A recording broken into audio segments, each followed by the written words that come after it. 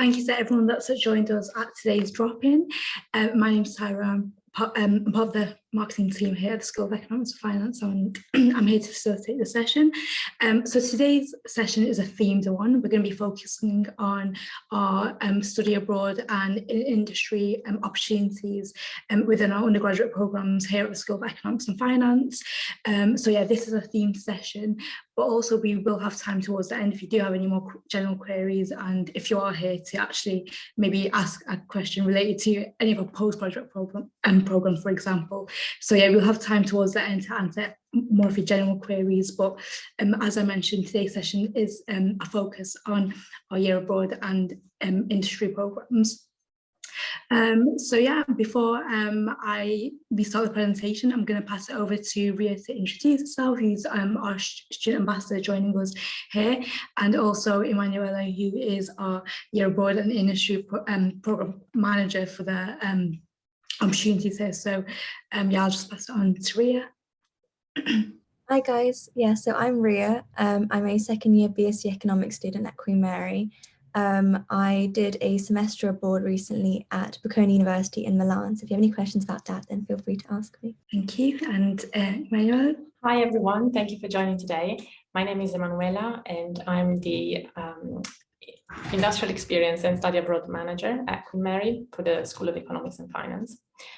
So thanks so much, Tyra, for putting up the presentation. So today we'll be talking about the year in industry and all the study abroad opportunities that you would have as students of the School of Economics and Finance. So if we can go to the next slide, please.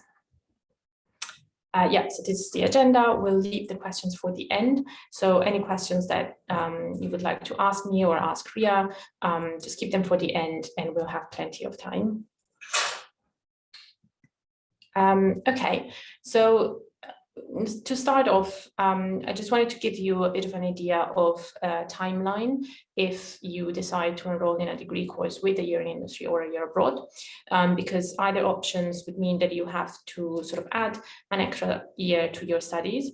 So you would study the first 2 years at Queen Mary with our regular students, and then in year 3, you can go either on industrial placement, so you work for a company for a full year, or you can study abroad for a full year.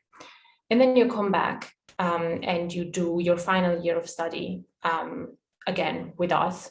That will become sort of the 4th year of your degree course. So year in industry. So the year in industry is essentially, as I said, a year that you spend working for a company. And as a requirement, as a minimum requirement, we have a contract that lasts at least 9 months. It can be longer. It's often longer actually, but the minimum should be 9 months. It's full credit bearing. So as all our years at Queen Mary, it bears 120 credits. It is a pass or fail module. A pass or fail year. Which means it takes off the pressure of having to achieve high grades during that year, because you don't have formal exams. You just have a sort of an assessment that comprises a report and a presentation, which is fairly, let's say, it's more like a conversation rather than a proper strict assessment. And as long as you pass and everything goes well, then you have a degree course. You graduate in a degree course with a year in industry. You can enroll in a degree course with a year in industry either at UCAS level, or you can change at any point during your 1st or 2nd year. So that's very flexible. And similarly, if you are from the start on a course with a year in industry, but then you decide that that's actually not for you, you can swap back to a 3-year course at any time. So we give you as much flexibility as possible. We are also very flexible with the roles that are allowed. That means that you can take up pretty much any job as long as it's related to your degree course or your field of study. We've had students going to work for banks or in finance department of corporates, big or small firms. We've had students working as data analysts, as sales assistants, so a wide variety of roles depending on your inclinations, your talents, your ambitions, and what you want to do. So the responsibility of finding a placement lies with you, but we provide as much support and guidance as possible. So I will be your first point of contact for any queries regarding the year in industry and applications to placement. And together with a team of career consultants, we help you with preparation for interviews, for applications, assessment centers, so you're definitely not left alone. Another point to keep in mind is that for the year that you spend on placement, you still have to pay tuition fees to Queen Mary, but they are significantly reduced. So that helps you sort of for that year. And similarly, you will receive, we encourage students to take only paid positions. So you will most likely receive a salary for your year in industry, and often it's also a very good one. So there are plenty of benefits associated with taking a year in industry. And it's been shown to improve chances of securing a graduate level job. So often our students are invited back to the company where they did their placement after they graduate.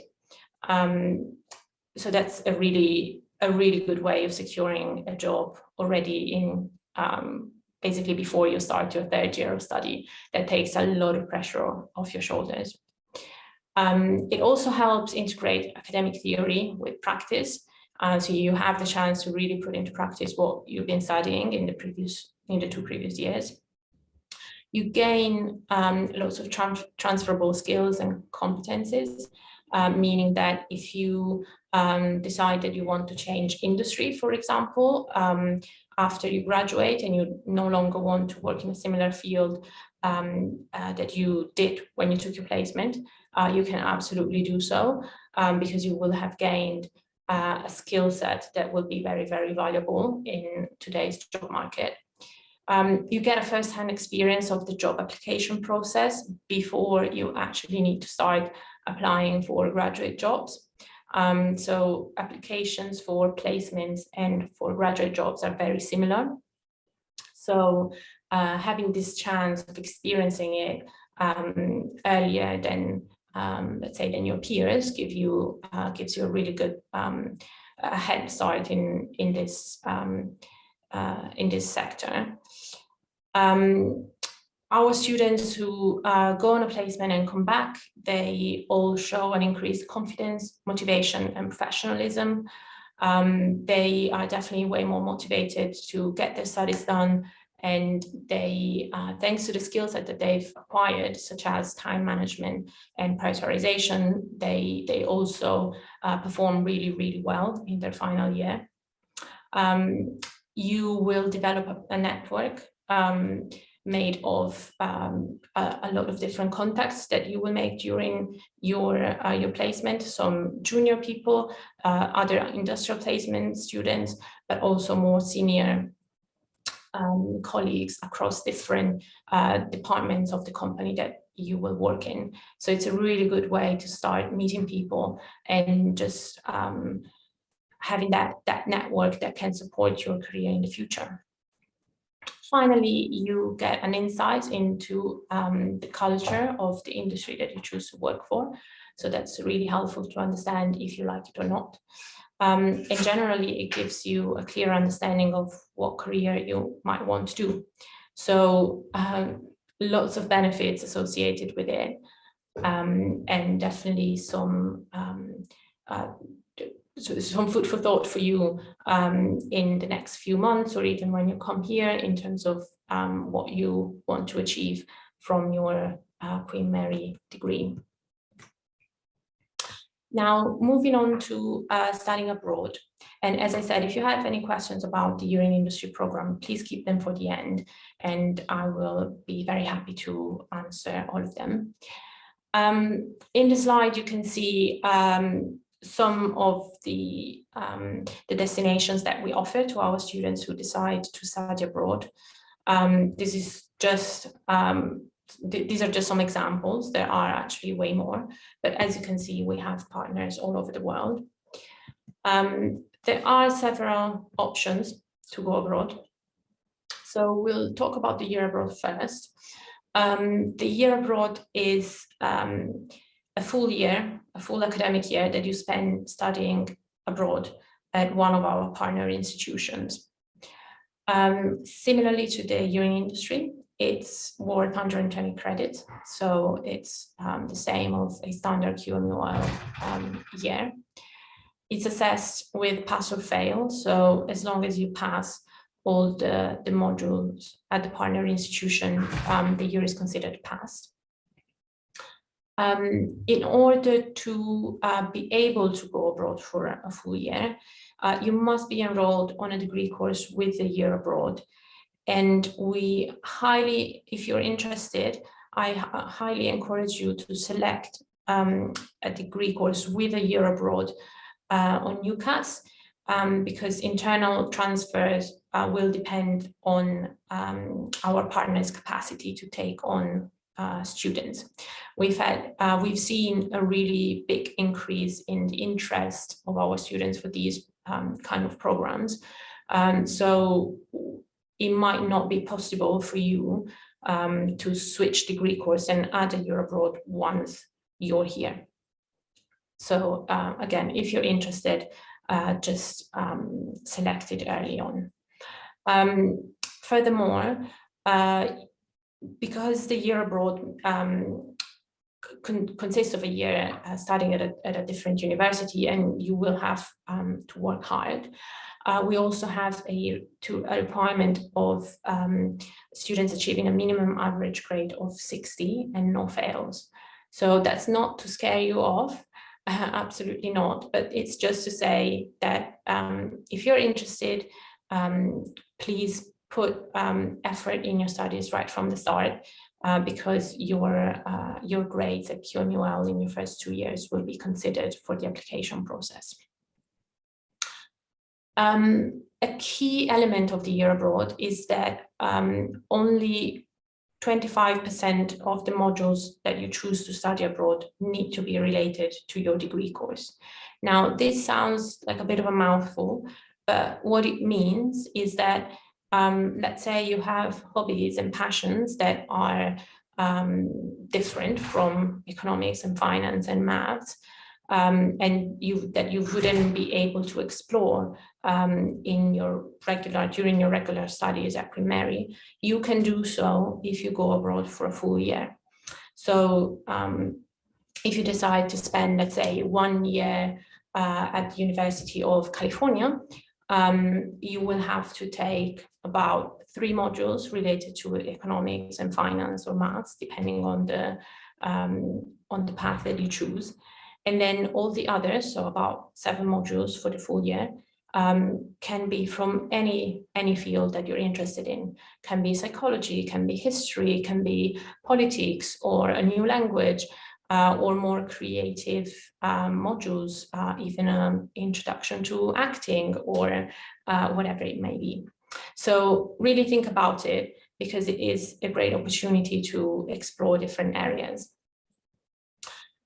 Similarly to the year in industry, for the year that you spend abroad, the tuition fees are reduced. And that is a very good deal, especially if you think about American universities that tend to be extremely expensive. You can go there and take their modules for a year at a very reduced price cost. The applications for the destinations are made once you come here at Queen Mary in your second year, so nothing to worry too much about now, and will most likely be around October, November of your second year. And again, support and guidance are provided to decide for you, to help you decide where you want to go. So you're absolutely not left on your own. Other opportunities to go abroad are either via a summer school or a semester abroad. So we'll start with the summer school, which is a short program that you can do in the summer after either your first, second, or third year. These programs are non-credit bearing, and the requirements depend on the host institutions. So they can be very flexible. Sometimes there are actually no requirements. And applications are happen throughout the year. We have, again, partner institutions that offer this program at a reduced fee cost for our students. And they are advertised on our website, so you can already have a look if you're interested and you don't want to commit to a full year or a full semester. This is a really, really good opportunity to still get a sense for what it is like to study abroad over the summer and experience a new culture, a new country, and learn something new. If you move on to the semester abroad, we have 2 opportunities for you to go abroad for a semester. So you can go either in the first semester of either your second year or your third year.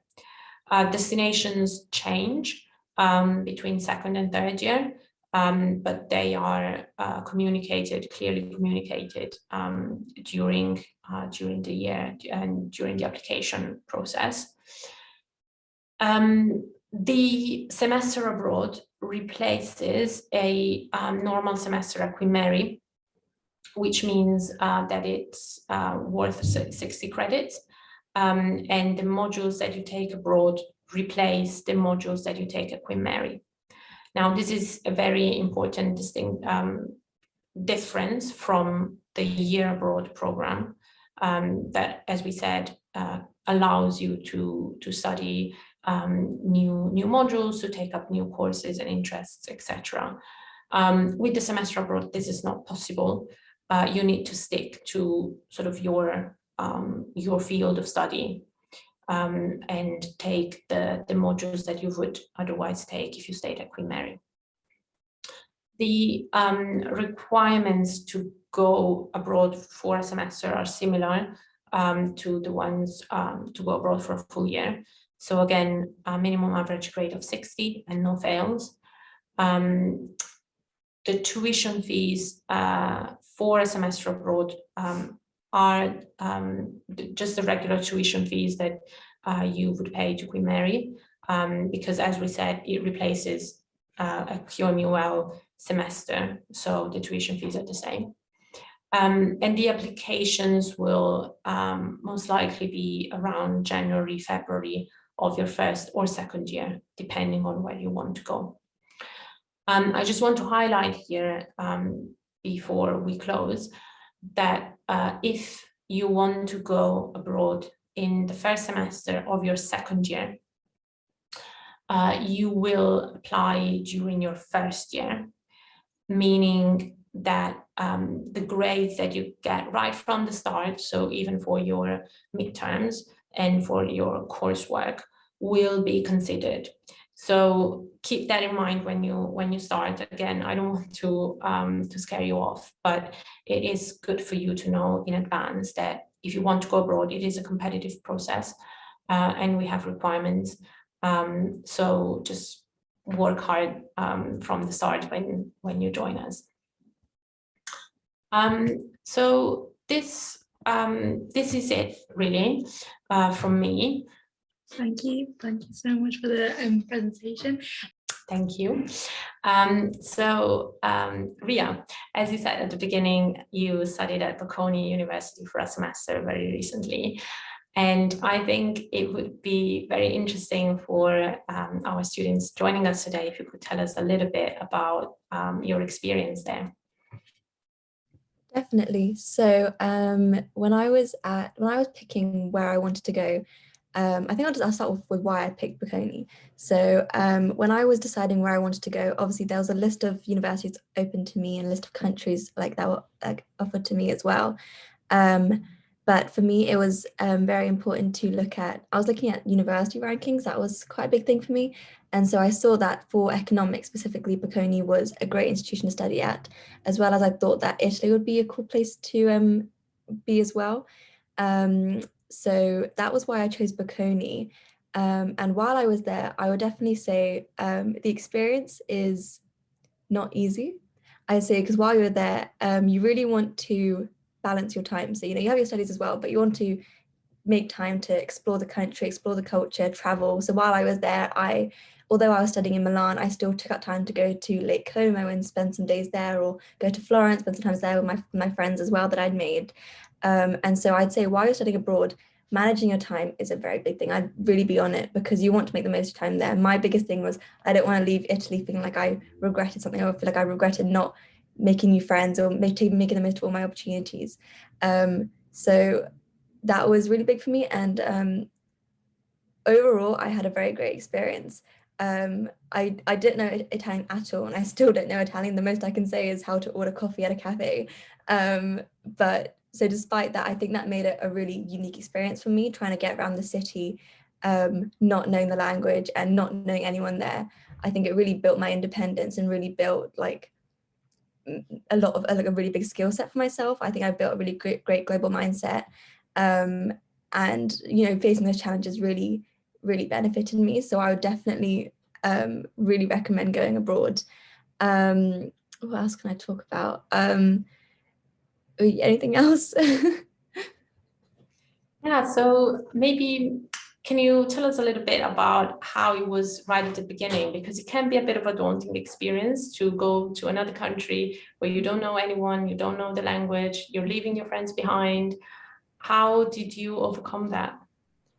No, I definitely agree. I'd say the first week or so of when I was in Italy, it was, I would say, a little bit lonely. I went there all by myself. I didn't go with any of my friends. I didn't know anyone there, but I really put myself out there. I think that was the biggest thing. Luckily, the accommodation that I was living in and the one that was offered to all of us exchange students was an accommodation full of just exchange students. So everyone there was very open to making friends, and that's how I made friends very, very quickly. Also, before going abroad, we were given a list from the university of every other student from Queen Mary going to Bocconi. And so before going, we were all very proactive. We made a little group chat with all of us in it. And so once we got to Italy, we were all like, right, let's meet up. Let's all meet each other. And we started going out and stuff together. And so I became very, very close with a lot of people there. And I've made a lot of friends there who I still stay in contact with all the time. And I still talk to all the time. And I still see everyone from Queen Mary who went to Bocconi as well. And we hang out together. But definitely in the beginning, I would say it is quite daunting, but I would just say really put yourself out there, really put yourself out of your comfort zone. I specifically made myself go to cafes and made myself go to supermarkets and tried to, sat there with Google Translate on my phone and tried to speak the language. I think that really made it more enjoyable for me and a more interesting experience. So I'd say in the beginning it is a bit daunting and a bit lonely, but I'd say if you put yourself out there and put yourself into these situations where you have to speak the other language or you have to meet new people, I think that would make the rest of the experience a lot more enjoyable. And that's how I made new friends who I could travel to other cities with. And, we studied together all the time. And I always had someone to study with or cook with or, travel around with. So yeah, I think overall, I made a very enjoyable experience for myself. Amazing. And how did you like Milan as a city and Italy in general? How was it? As a country, I always loved Italy. I've been to Italy about, I think, twice before I'd gone there. I've never been to Milan though. So I knew I really liked the country and I wanted to go back and I wanted to live there, I'd say, rather than just traveling there on holiday. So as a country, I love Italy, and as a city, I'd say Milan was also really cool as well. I'd say it's a metropolitan city, so in comparison to other Italian cities, it's less yeah, it's more like a city rather than, you know, a traditional cultural place. So in that sense, it was a different experience. There are definitely a lot Milan compared to other other cities in Italy. There are a lot more what's the word? They're more reluctant to speak to you in English. They will only speak to you in Italian. So that made it a bit harder for me. But when I went to Florence or Como, it's more touristy than Milan is. And so everyone there speaks English and they're more likely to speak to you in English. But I know in Milan, I'd go to the supermarket and I'd ask the lady a question about the shampoo and she'd be like, sorry, I don't know English, and walk away. And I'm like, oh, okay, that's great. So I'd have to sit there and figure it out myself. But although it was difficult and a bit annoying at the time, I'm very grateful that I had that experience. Amazing. And maybe final question from me. What would your advice be for a student who would like to go abroad but doesn't quite know where? Well, what should they do? How should they pick up a destination? I'd say look at all the options available to you. There's a very detailed list, like a comprehensive list provided by the university on all your options. So explore them, look at what really is important to you. Is it the country you want to go to? Is there a specific country that you want to experience the culture of? Is it the university ranking that matters to you? And if that's so, look at the ranking for your specific course. Is it the teaching, like the facilities provided at the university? So I know Bocconi has a lot of very accomplished professors, and that's why I really wanted to learn from them. Is it the perspective from that country that really matters to you, the history of the country and how that can impact your course? And so really take these factors into consideration. I'd also say book a meeting with the advisors here. So I know I had a lot of meetings with the Go Abroad team as well before going abroad, and they really helped as well with my decision-making process. And I really discussed it through with them and discussed through what my priorities were. But I know for me, when I was deciding to go abroad, it was a very spontaneous decision. So as Emanuela was explaining before, so I went abroad in my first semester of second year. So I made the decision to go abroad during my first year. It was in January that I decided, and applications were in February. So it was a very last minute decision of mine. I just saw an email, I thought, you know what, yeah, I'll go abroad, why not? I'm bored of the UK now. That's why I had a lot of meetings with them and discussed it through. So yeah, take this factors into consideration, and you should be able to find the place that is really suitable for you. Amazing, thank you so much. We can see if more questions come, but in the meantime, I see that there are a couple of questions in the chat. So are the destinations the same for all CEF programs, or do they change for some programs? No, they are the same. So any programs from the School of Economics and Finance that you enroll in will have the same destinations, and they are available online. So there are the links in the presentation that I believe will be shared with you afterwards. So you can just go on the website and see, and I would really advise you to do that, just to see, to get a sense for all the different institutions, the countries, and you can have a look. Second question, what is the number of places available to go abroad for a semester to Bocconi?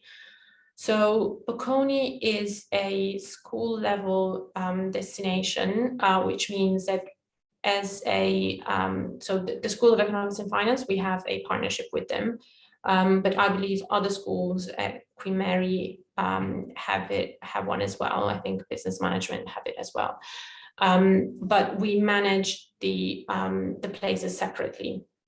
And that's different. That might sound all a little bit complicated, but in summary, it means that for our students at CEF, we have, I believe, 4 semester spots, which can sound not too many, but actually, I think all the students who have applied in the past have applied to Bocconi in the past and really wanted to go there, have been able to, because there are lots of other institutions, lots of other countries to go to, and obviously different students have different preferences.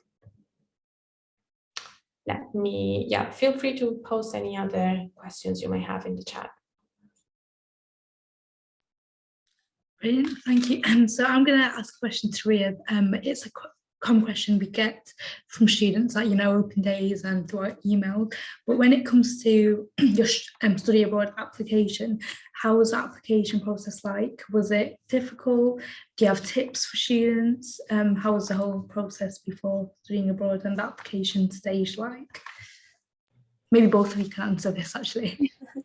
Thank you, Tahira. Yeah, so with the application process, Queen Mary's made it very easy to know what they want in the application process. So they have an entire page on online which says what they're looking for. So you get assessed on different things. So you can get assessed on your grades. So as Emanuela mentioned before, you need an average of at least 60%. So they look at how strong your grades are. They'll look at your extracurriculars, what other hobbies do you have? How active are you in the university? Are you part of any societies? How much do you contribute to the university in terms of, society work or in terms with your school or stuff like that? They also have some certain workshops going on. So that's a very easy way to get 10 points out of the 100 that you need. So if you attend one of those workshops held by the Go Abroad team, then you can get those points as well. I think overall, what I understood that the Go Abroad team is looking for, that the Queen Mary is looking for, is someone who they know can represent the school very well. When you're going abroad, you're going to represent Queen Mary, and they want to know that when you're there, you're going to represent it well. And also, they want to know that you're going to be able to manage your time very well. You're going to be able to make the most of your experience abroad and travel and immerse in the culture, but as well, you'll be able to come back with really strong grades that you can come back and bring back to Queen Mary. So they want to see that you're someone who can manage time very well. You have that balance between extracurriculars and voluntary work, or how active you are in the university, as well as you're able to get good grades and those sort of things. So that's one thing they'll look for. As well as that, you have to write a personal statement, which will be around the same, well, it is the same length as your UCAS personal statement. And in that you can specify, if you're applying to more than one university to go abroad, so say you're applying for 5, because you're allowed to have 5 choices, you can still focus your personal statement on your first choice and discuss, why do you want to go to this country? Why do you want to go to this city? Why do you want to go to this university? What can you bring back from this university? What can you learn from this university? And you can discuss that, and you can discuss why you'd be a great fit to this opportunity, why you'd be a great representative of Queen Mary, and how you showcased you have great time management skills, how you showcased you have great independent skills, and the different skills that are required to, be a great candidate for studying abroad. So that's the sort of stuff that they're looking out for. I wouldn't say it's too difficult. I mean, as I said, I made a very last minute decision to study abroad. So my whole application thing, I was only preparing for a month for it before the applications were due in February. So again, if you book meetings with the Go Abroad team, they can help you a lot with the entire process, and then they can talk you through it. You can also find a lot of other students who've gone abroad previously, so I did that as well. I found one of my teachers actually who had gone to Bocconi on his semester abroad when he was a student at Queen Mary, and I asked him to read my personal statement and review it for me and show me something and give me some feedback on it. So overall, I wouldn't say it's an extremely difficult process. I think the school's definitely made it a lot easier for all the students to do it, and they've made it very clear what they're looking for. So if you focus on what they're looking for, it should be fine.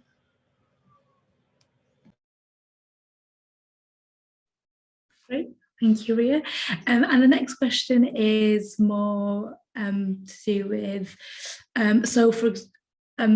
a common question we also get is how much it might cost to travel. Obviously, with when people think about traveling and just traveling in general, it is quite an expensive thing. So when it comes to studying abroad, how much did it cost you? Maybe what other factors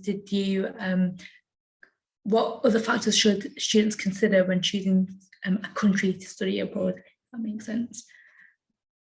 Yeah, so that's another thing I probably should have mentioned earlier, but also when you're considering what country you want to go to, you might want to look at finances. Is the cost of living there more expensive than the UK, or is it cheaper? If that's something that is important to you as well.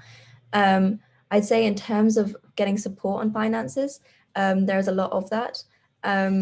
Luckily for my year, I had the Erasmus grant, but I have a feeling that because of Brexit, that's not a thing anymore. but Manuela can expand on that. But as well as that, there's the Turing grant for those who may need that support as well. Okay, Manuela's agreeing. So there's that support provided from the university, but so I benefited from that. As well as that, there's also student finance. So I know I always take out maintenance loan anyway. So you can specify in that if you're studying abroad, and then that way student finance will adjust the maintenance loan you get to that, to the country you're going to.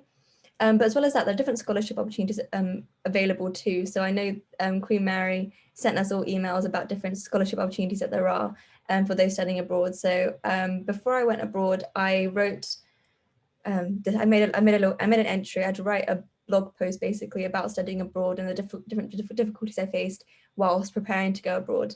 And as a result of that, I received a £500 scholarship from that, and that was the BUTEC scholarship. So there are different opportunities available to everyone if you would like more support or with finances, or if you just want, to achieve, achieve a scholarship or something. And the schools made that very readily available for you to find, but you can also find loads more online as well. But in terms of how much it cost me, I can't say exactly, but my tuition was the same. So I paid Queen Mary fees. So that was the same as it would have been anyway.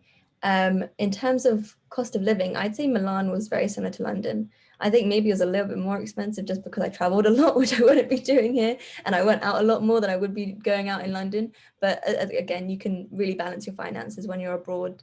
And yeah, you can take that into consideration when you're applying to go abroad as well. I will just add a couple of things if I can chip in. So with regards to finances, there are also, here myself, but also the Global Opportunities team who managed all the study abroad programs for all the schools at Queen Mary. They have very useful fact sheets about different countries. So you can see an estimate of how much it would cost you to study abroad at different countries. I think they even do it for cities. So for example, in Australia, how much is it in Perth versus Melbourne versus Sydney? And you can, at least that gives you an estimate, and you can work around like your situation. So that's something that's quite helpful.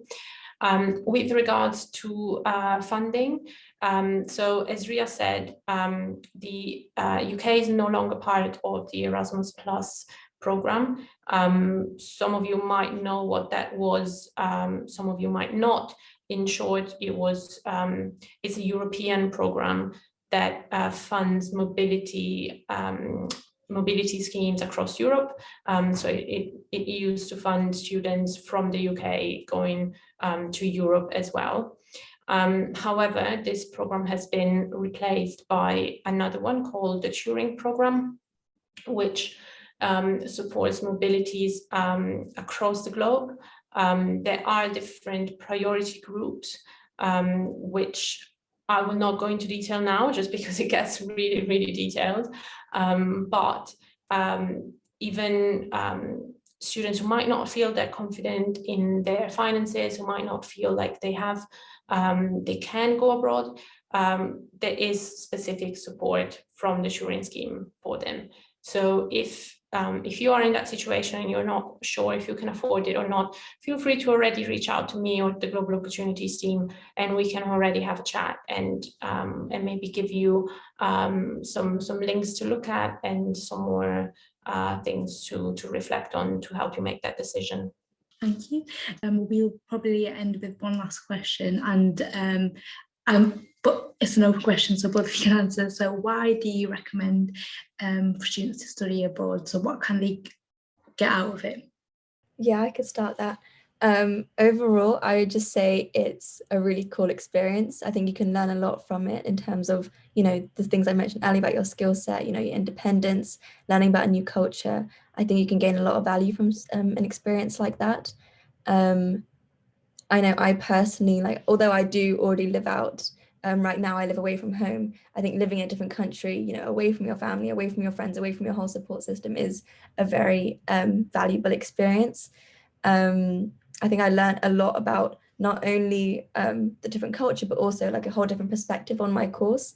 So for economics specifically, I know while I'm here at Queen Mary, or like if you're studying in the UK, you'll be studying from, you know, a UK's perspective.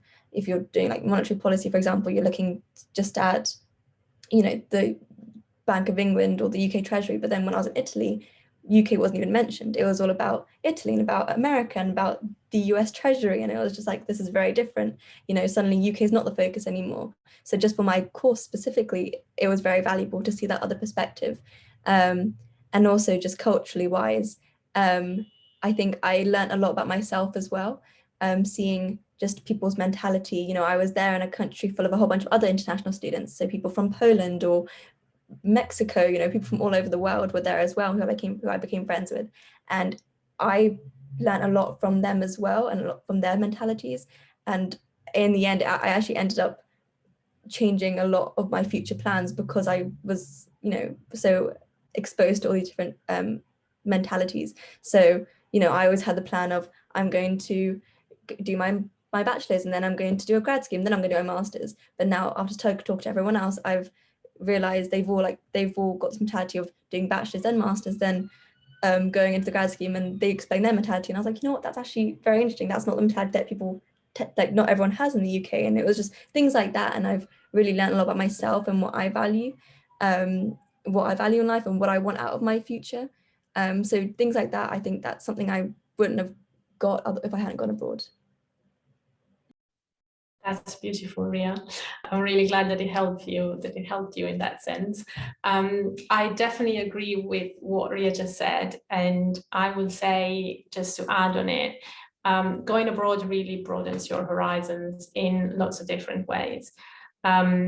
You will meet people from all over the world, like literally, and as Ria just said, it will help you look at things from different perspectives. But also you will get the chance to travel, to learn a new culture, to learn just a new country, a new way of living, and that can really shape you as a person and in terms of what you want from your future. It's a whole life experience. It's not just you go to university and then you take your modules. You are just exposed to so many new things, to a whole new dimension, and it is really enriching. I also went abroad as part of my studies a long time ago, and it was just brilliant, and it really helps you shape your future, and you make friendships that then last over the years. I'm still in touch with my friends from Germany, where I went to when I did my semester abroad, and that's amazing. So you have friends all over the world. So it is really an enriching opportunity. And last but not least, because it teaches you so much and you gain that skills of adaptability, flexibility, time management, etc. It stands out on your CV. So it does make a difference if you go abroad or not. It is something that's very well regarded by employers. So think about that as well. It's a plus for your CV. Thank you to everyone that's attended, and yeah, thank you again for your Manuela. Thank you very much. Thank you. Have a good rest of the day. Take care. Bye.